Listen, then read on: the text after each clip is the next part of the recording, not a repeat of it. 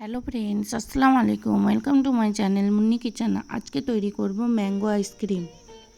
এখানে দুটো ম্যাঙ্গো নিয়েছি, ম্যাঙ্গোগুলোর পাল্পগুলো বের করে নেব।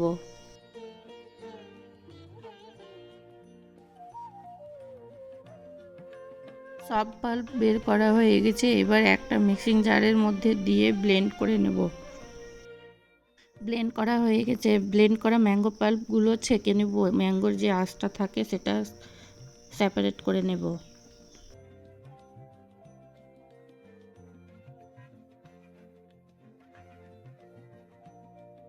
এবারে এক বাটি উষ্ণ গরম দুধে 2 চামচ কাস্টার্ড পাউডার মিক্স করে নেব।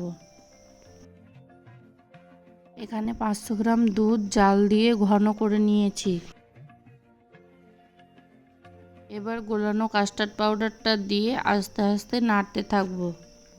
আমি কিন্তু এখানে ম্যাঙ্গো ফ্লেভারের কাস্টার্ড পাউডার ইউজ করেছি।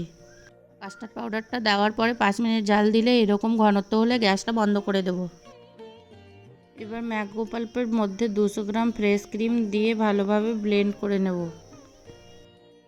পাত্রটা আমার কাছে ছোট মনে হচ্ছিল, তার জন্য অন্য পাত্রে ট্রান্সফার করে নিলাম।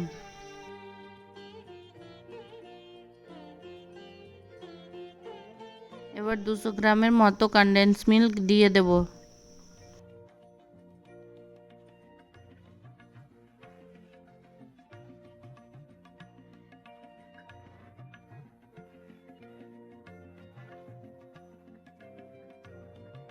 এবার দুধ ও কাস্টার্ড পাউডারের মিশ্রণটা দিয়ে দেব।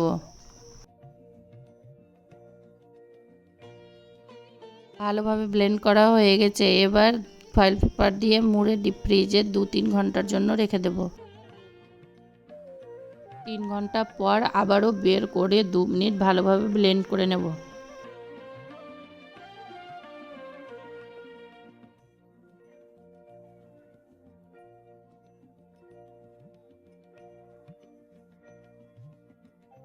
ভালোভাবে ব্লেন্ড করা হয়ে গেছে। এবারে একটা পাত্রে ঢেলে দেব। আইসক্রিমটা দেওয়ার পর হালকা একটু ট্যাপ করে দিব, ভিতরে কোনো বাবলস থাকবে না। এবার উপরে কিছু টুটি ফুটি ছড়িয়ে দিব। আপনারা চাইলে ম্যাঙ্গো কুচিও দিতে পারেন। একটা বাটার পেপার দিয়ে ভালোভাবে ঢাকনা লাগিয়ে ডিপ ফ্রিজে 6-7 ঘন্টার জন্য রেখে দেব। এভাবে আইসক্রিম বানালে আইসক্রিমের মধ্যে কোনো বরফ জমবে না, আইসক্রিমটা অনেক ক্রিমি হবে। দেখুন আইসক্রিমটা কতটা সুন্দরভাবে জমে গেছে। দেখুন আইসক্রিমের মধ্যে কোনো বরফ জমেনি, আইসক্রিমটা অনেকটা ক্রিমি হয়েছে। এবার উপরে আমের কুচি দিয়ে সার্ভ করুন। আমার কাছে আইসক্রিম কিউব ছিল না, তার জন্য চামচে এভাবে তুলে নিয়েছি। খেতে দারুণ হয়েছিল। আমার রেসিপিটি ভালো লাগলে আমার চ্যানেলটি সাবস্ক্রাইব করে লাইক কমেন্ট শেয়ার করে দিবেন প্লিজ।